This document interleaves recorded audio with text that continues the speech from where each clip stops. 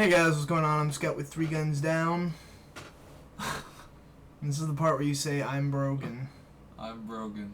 Fuck you, Scott. It's too late. So we're talking about the Xbox One again for some unknown... Actually, it's a very well-known reason, but it's just kind of like, what? This made me giggle. He really did. He was giggly.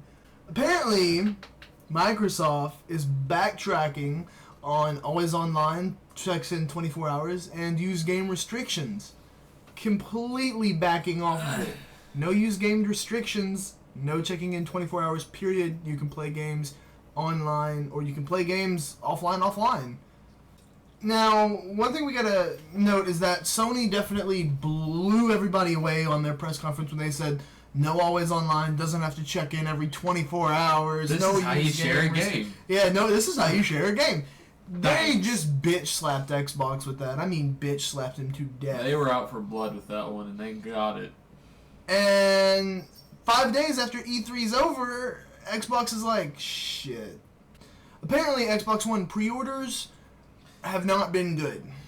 They're sold out here, but I called to one that was 40 miles north of us, and they only had 4 reserves, and that's a bigger city than us. They came out in a statement and said that the Xbox One is no longer going to always be online. This was today. They said that there is going to be no use game restrictions. It is worth pointing out, though, that they said that these things are still up to the developers, as did PlayStation 4, which is pretty much how it is anyway right now. If a developer could make a game right now that you couldn't play unless you were attached to PlayStation Network or Xbox Live. EA did it very craftedly with their online passes. You had to have an online pass. Fuck EA. Well, now they got rid of their online passes. Oh yeah, but they make nice games, so I could deal with the online passes. But fuck EA. Right? Still. I mean, I was just greedy. You know, Battlefield, and soon we'll have Battlefront. Front 3. Almost lost my shit. Battlefront. Hey, ice cream truck. That thing has the most fucked up tune to it. Well, it's the Doppler effect. It's... Actually, it's...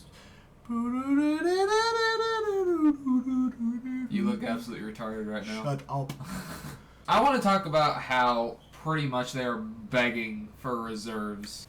If you reserve for day 1, you get an achievement called Day 1. Yeah, so yeah. And a controller that has Day 1 on it. Oh my. It's a limited edition controller that says Day 1.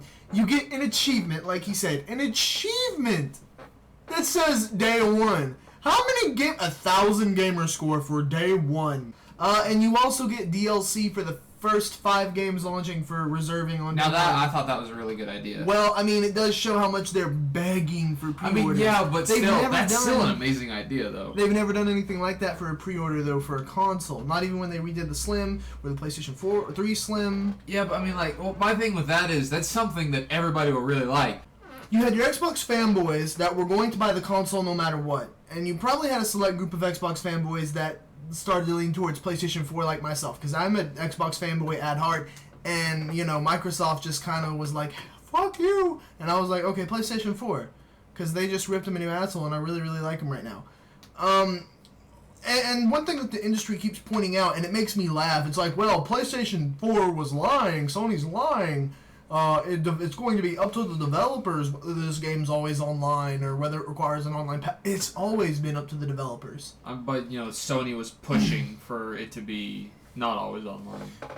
You know, Microsoft or Sony never said you can't have always online passes with the PlayStation 3. Neither did Microsoft. Nobody's ever said that. It's always been up to the developers. So the industry has that preconceived notion that that's a bad thing and that they're backtracking what they said with the details later on. That's always been up to the developers. Is it really always online? Like, if I disable the Wi-Fi chip, if I take out the Ethernet cable, will it still function completely? Because this was a software tweak. Day 1, when you plug in your Xbox One, there will be a software update. And I called this, didn't I? You did, actually. I said, so I bet you after E3, after all the bad shit that's happened, they're going to come out and they're going to be like, hey guys, we were just fucking with you. no use game restrictions. It's not always online. Because look, the gaming that is just such a massive fuck over to themselves. Well, and think about it like this: Mass Effect 3 had 3 endings, and let's not talk about that. BioWare was damn near taken to court by a bunch of angry fans in a civil lawsuit for it. You've got people that are professionals in the industry calling it the X-Bone, the one piece of shit to rule them all. Even Jeff Keighley, who is, in my opinion, one of the biggest sellout gaming journalists you will ever find on the face of this planet, when he was doing his interview with Don Matrick, who I think that's his name, Don Matrick, the CEO of Xbox. If you listen to the audio, they've got the camera on Don Matrick the whole time after every question Jeff asks. And that's because you can hear Jeff giggling in the background after every answer. He's just like, "Are you?" I mean, he's scoffing at them, but they didn't put it on camera, and you can hear it if you listen to it, and it's funny as hell. And it's like even a guy that gets paid to be a sellout, if you gave him a nickel, he would lick your asshole. That's how big of a sellout he is laughing at you. So it's like the people you can pay to be on your side don't want to be on your side. That's how much you suck. And I think they realize that. Yeah.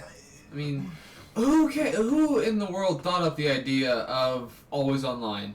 If you want always online, people have naturally always said, always online, I'll get a PC. If I want online and offline, I'll get a console. I'm pretty sure it was Blizzard. If anybody knows of a game that employed DMR that's not an MMO, MMOs do not count. Or any type of game that's major component is multiplayer. Here's the other interesting thing. So, in the release, as you muddle through it, it's pretty much said that because we've had to disable always online and because we've had to disable use game features, a lot of the extra software features won't be there anymore. You can't have them because you don't have always online. And a lot of the extra software, they didn't specify, and they certainly didn't clarify anything either in terms of what software features they were. But if these were key software features, which I can't imagine which ones they even were because I have no idea of all the capabilities of the Xbox One, that would be, part of the extra $100 we're paying for the Xbox One, wouldn't it? So if you've disabled the always online and you've, they allowed us to drop the price. Yeah, well, that's the thing I'm getting to. If you've disabled the always online and you've just allowed us to play used games, and those things allowed better features according to them, why are you still charging us an extra $100 for the cable component part of it? I'm sorry, we're gamers. We don't give a shit. Yeah. We want to watch TV. We pick up the remote and hit input. All I ever use my Xbox 364 is to watch TV. Don shows a picture of Don. You can now use your Xbox One to watch TV better. This is stupid. I don't want to watch TV on my Xbox. Fuck you guys. And every time this comes up, like the Xbox is like no more used games bullshit, no more always online DMR crap. All I kind of hear in the back of my head the whole time is, it's too late to apologize. You broke our trust already by doing this to us. It's kind of like one thing that I'm worried about is when they did that, it like you said, it kind of broke our trust.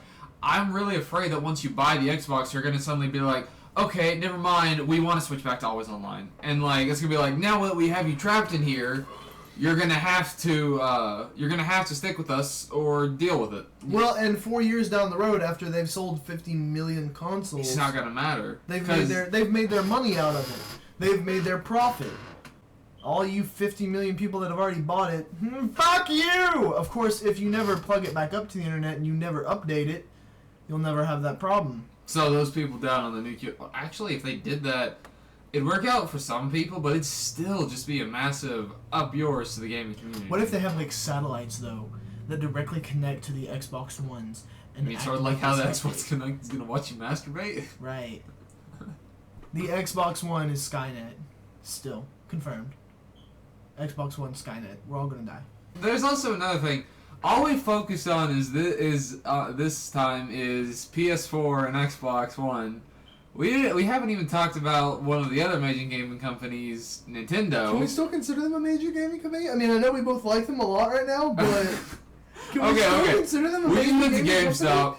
Yeah, okay, and we played the Wii U demo, And oh my god, it was so fun. You know, we went to GameStop, we played the Wii U demo, and I was using the touchpad over here, and he was playing as Rayman. And it was retarded fun. And it was like, this is stupid fun. It really I don't was. care how stupid is, as long as stupid is fun. I want to be stupid. I mean, like, honestly, because it makes me want to get a Wii U. Why are we still paying the extra $100?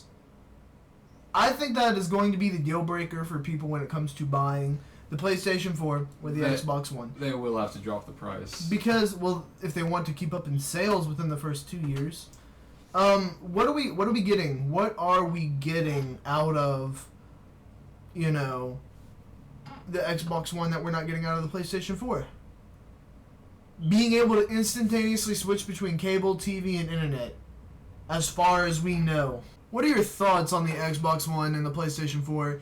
And what do you think about them, you know, taking away always online and getting rid of used game restrictions? Do you think this is a good thing? Do you think this is a bad thing? Do you think their trust is broken with a lot of consumers? Because it's like, we're doing this, now we're doing this, and it's just literally a flip of a switch, a change of software coding. Let us know down in the comments below. Also, if you're interested in me streaming, he's usually there with me. We stream Diablo, we stream DayZ, Warframe, Skyrim, and I have like 180 mods on my version of Skyrim that I stream to the channel. Go check out our Twitch for us. But if you're interested in us streaming, go check out our stream. I quit. I'm broken. Bye. You don't know what happened. It's just bad. You're supposed to say goodbye with me!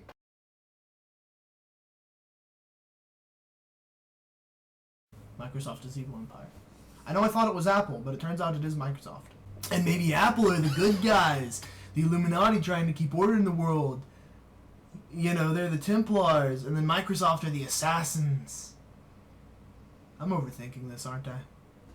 Bit much. Because I've still got a major hard-on for Zelda. Always have, always will. Always had a major hard-on for the Super Smash Brothers. I like Mario. I mean, it's awesome. Do you watch a lot of anime porn, hentai, Logan? You have a lot of hard-ons. You're gonna wake up on fire tonight.